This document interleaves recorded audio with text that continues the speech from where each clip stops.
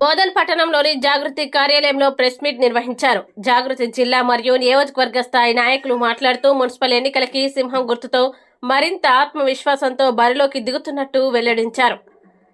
తెలంగాణ రాష్ట్ర సాధనలో ఎంతో కృషి చేసిన నాయకులు, ఉద్యమకారులు పోటీ చేయడానికి ఆసక్తి చూపాలని పిలుపునిచ్చారు. బోధన్ నియోజకవర్గంలో గత ప్రభుత్వ పాలనలో డబుల్ బెడ్రూమ్స్ నిర్మాణంలో జరిపిన అక్రమాలు, సమాచార హక్కు చట్టం అందించిన వివరాలు త్వరలో వెల్లడిస్తామని తెలిపారు.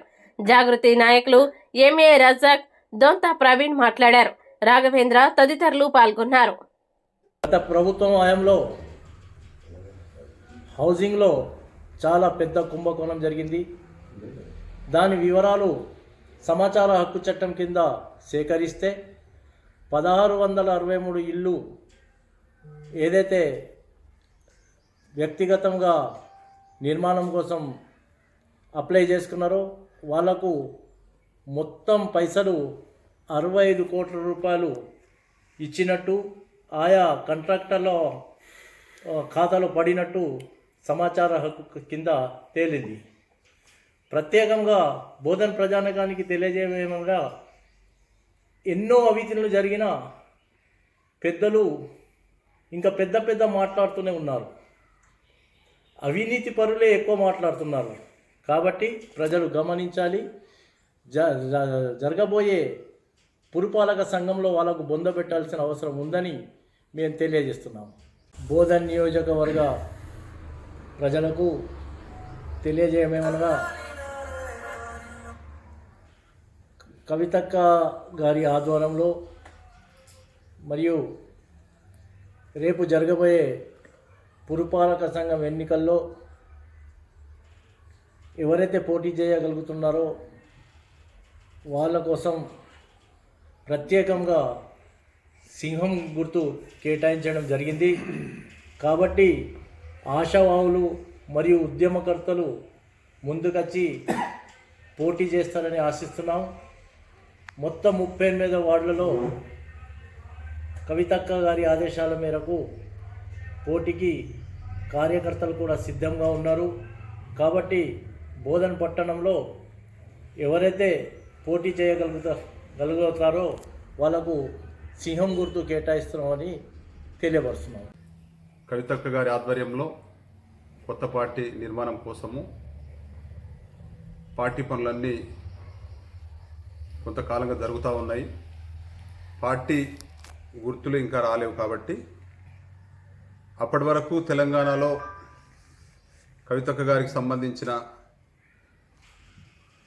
ఆమె ఎక్కడెక్కడైతే పనిచేసి అది చేసిన ఉద్యమకారులు ఉన్నారు. నిజామాబాద్ జిల్లా కానీ, జగిత్యాల కానీ, కరీంనగర్ కానీ, మంచిర్యాల కానీ, ఇటువంటి అన్ని బాన్స్వాడ కానీ, బిచ్కుంద, ఇటువంటి ఏరియాలో అన్నిట్లో కూడా మున్సిపల్లో మరి అప్పుడున్న ఉద్యమకారులకి టీఆర్ఎస్ ప్రభుత్వంలో కానీ, కాంగ్రెస్ ప్రభుత్వంలో కానీ ఉద్యమకారుల్ని మొత్తం మర్చిపోయి ఎవరైతే ఒక పార్టీ పరంగా ఉద్యమ పార్టీ బీఆర్ఎస్గా మళ్ళీ మర్చి కేసీఆర్ గారు, బీఆర్ఎస్ వచ్చిన తర్వాత కూడా ఉద్యమకారుల్ని మొత్తం మర్చిపోయి కాంగ్రెస్ కూడా వాళ్ళని పూర్తిగా మర్చిపోయిన తర్వాత దాదాపు 10-15 సంవత్సరాలు కాలయాపన చేసిన దాకా ఉద్యమకారుల పరిస్థితి ఇప్పుడు ఆందోళనకర పరిస్థితిలో ఉంది. వాళ్ళ గురించి కూడా కవితక్క గారు ప్రత్యేకంగా ఉద్యమం చేపడతా ఉంది తెలంగాణ వ్యాప్తంగా. దాంట్లో భాగంగా మున్సిపల్లో ఇప్పుడు యువత కానీ, ఉద్యమకారులు కానీ ముందుకొచ్చి అక్కగారికి మరి మేము కూడా పార్టిసిపేట్ చేయాలా మున్సిపల్ ఎలక్షన్లో అని చెప్పేసి కోరడం జరిగింది. దానికి సంబంధించి అక్కగారు ప్రస్తుతానికి ఎలక్షన్ కమిషన్కి మాకు గుర్తు కావాలని చెప్పేసి కోరగా ఎలక్షన్ కమిషను లయన్ గుర్తును ప్రకటించినట్లు ఇలా అన్ని ఛానళ్లలో కూడా బ్రేకింగ్ న్యూస్లలో వస్తూ ఉంది.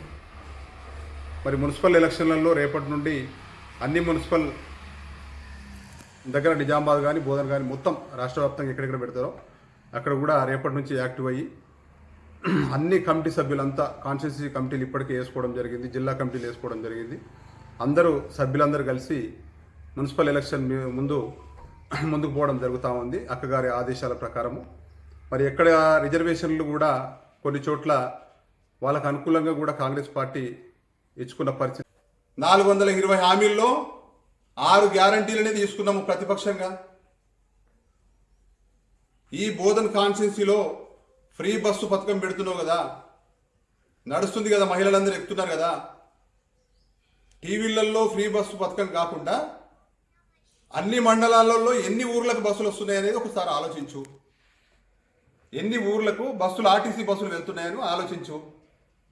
మరి ఎంతమంది చదువుకునే పిల్లలకు ఇబ్బంది అవుతుంది ఆ గ్రామాలకు బస్సులు లేకుండా అనేది ఒకటి రిపోర్ట్ తీసుకో, డిఎం గారికి చెప్పి, ఆర్టీసీ డిఎం గారికి చెప్పి. నీ పథకాలు ఎక్కడ సవ్యంగా ఉంటున్నాయి తెలుసుకో. డిసెంబర్ లాస్ట్లోకి ఇయ్యాలను కాంగ్రెస్ ప్రభుత్వం, డిసెంబర్ లాస్ట్లో రైతు బంధు పైసలు. ఇప్పటి వరకు దిక్కు దివానం లేదు. డిసెంబర్ పోయింది, మళ్ళీ సంక్రాంతి పోయింది, ఇప్పుడు ఉగాది కూడా వస్తుంది. మరి రైతుల పరిస్థితి ఏంది? 2,500 రూపాయలు అయితే గంగల పోయింది. అసలు మహిళలు ఎక్కడన్నా మాట్లాడదామన్నా